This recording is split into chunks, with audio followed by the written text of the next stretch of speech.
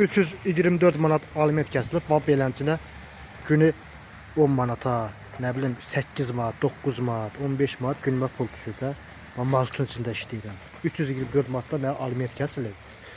160 manat pul düzəltmişəm, atmışam ki, indi az da olsa çox hesab eləyim də, yəni gücüm buna çatdı. Gücüm buna çatdı. İndi o bir ayda da ki, yəqin ki, inşallah yaxşı olar da 300 manat atarım.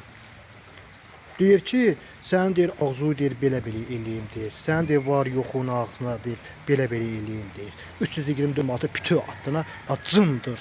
Uşaq deyirəm mənə. Sonra başlayır mənim ağzıma söyməyə.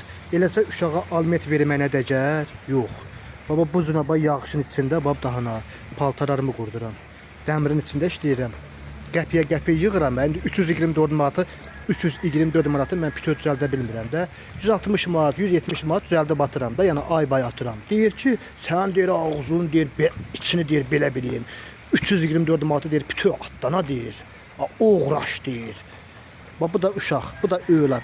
And olsun Allah'ın hamısı boş şeydir. Övladdır, ondan sonra hamısı boş şeylərdir. Özü üçün ye, iç, kepiyi çək. Övladın yaxşısını da ağzına şişəyər, pisinin də ağzına şişəyər. Bu da övlad. Vallahi övladın yaxşısını da ağzına şişəyər, pisinin də.